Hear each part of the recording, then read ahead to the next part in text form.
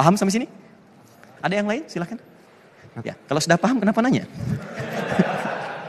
Baik, silakan. Ayo Mas Ari. Bismillahirrahmanirrahim. Ustaz, saya mau tanya nih, Ustaz. Ya.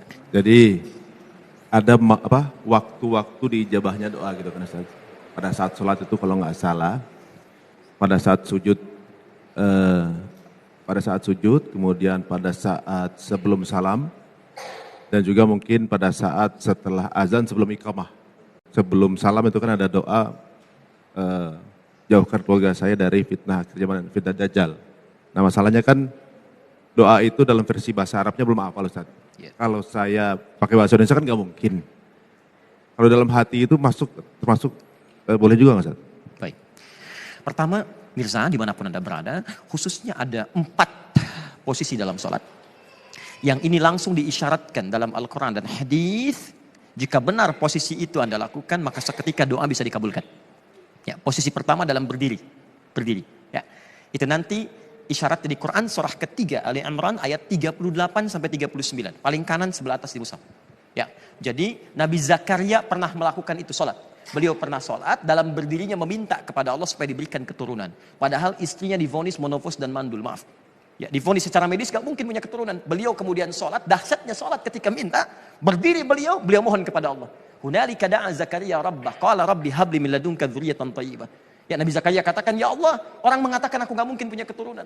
Aku hanya minta darimu yang tidak punya batas dalam kemungkinan. Begitu dikatakan innaka sami'ud du'a, engkau pasti mendengar doa hamba, maka turun jawaban ayat 39. Fanadatul malaikatu wa huwa qa'imun yusalli fil mihrab. Maka turun malaikat sedangkan beliau masih berdiri dalam salatnya. Annallaha yubashshiruka bi Yahya. Allah kasih kabar gembira Anda akan punya anak. Namanya langsung dari Allah Yahya. Baik ya, jadi posisi berdiri. Dijawab kemudian di Quran surah kedua untuk umatnya Nabi Muhammad. Quran surah kedua ayat 45 sampai 46.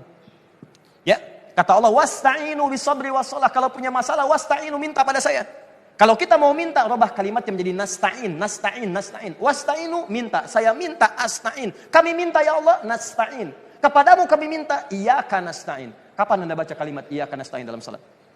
Al-Fatihah. Iyyaka na'budu wa hadis qudsi dari Anas bin Malik. Ketika Anda membaca iyyaka na'budu wa iyyaka nasta'in, kata Allah, hadza baini wa baina 'abdi. Ini perjanjian antara aku dan hambaku. Wali 'abdi, kalau hambaku benar berdiri salat sampai bacaan itu, masalah. Apapun yang dia minta, aku kabulkan. Kalau Anda pada saat itu minta dikabulkan, mau minta apa? Pikirin dulu nanti saya jawab lagi. Kemudian ruku dan sujud. Ruku sujud ada di Quran surah ke-48 ayat 29, paling kanan agak ke bawah. Quran surah ke-48 ayat 29. Ya, saya agak cepat. Muhammadur Rasulullah walladzina ma'ahu asyidda'u 'alal kuffar ruhama'u bainahum tarahum ruk'an sujada yabtaguna fadlan minallahi wa ridwana.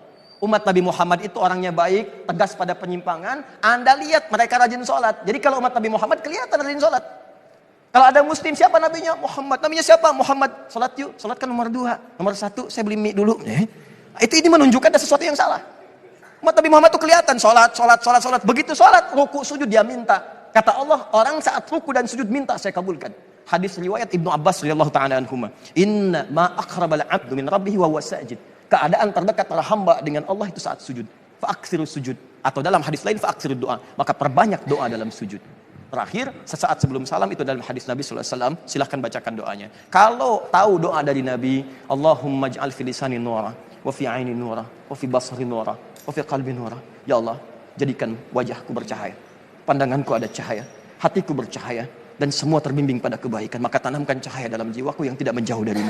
Anda bacakan lafadznya. Tapi kalau tidak paham, cukup Anda sampaikan dalam hati, tidak perlu dilafadzkan.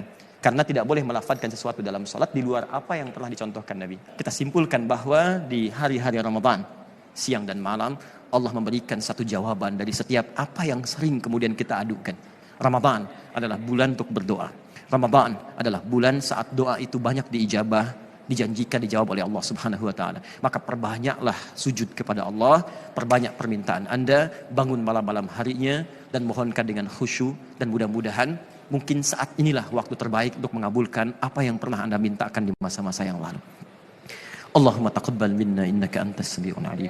Wa tub 'alaina innaka antat tawwabur rahim.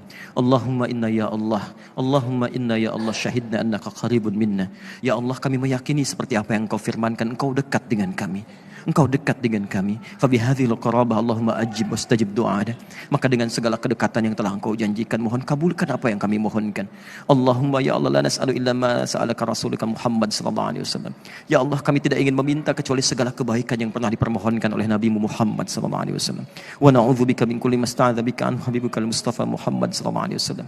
Dan kami berlindung kepadamu dari segala apa yang pernah diperlindungkan oleh Rasul Muhammad sallallahu alaihi wasallam. Allahumma la nas'aluka illa ya Allah ghufranak. Ya Allah, kami sadar kami banyak berlaku maksiat dan dosa. Maka kami bermohon kepadamu ya Allah di waktu-waktu yang mungkin mustajab ini. Kami tidak mohon banyak, hanya mohon ampuni dosa-dosa kami supaya kami bisa berhadapan denganmu di hari kiamat dalam keadaan yang suci. Allahumma bifadlika subhana rabbika rabbil izzati amma yasifun. Wassalamun alal mursalin. Allahumma alaqina bi rasulikal mursalin Muhammad sallallahu alaihi wasallam. Ya Allah, sebagai penutup doa kami mohon pertemukan kami dengan Rasulullah sallallahu alaihi wasallam di akhirat nanti dengan ridhamu. Wa akhiru da'wana alhamdulillahi rabbil alamin. Demikian yang kita sampaikan. Semoga Allah mengabulkan dan memberikan manfaat untuk kita. Mirsa dimanapun Anda berada, selamat berbuka dan semoga Allah menerima puasa kita di hari yang ke-7 ini. Assalamualaikum warahmatullahi wabarakatuh.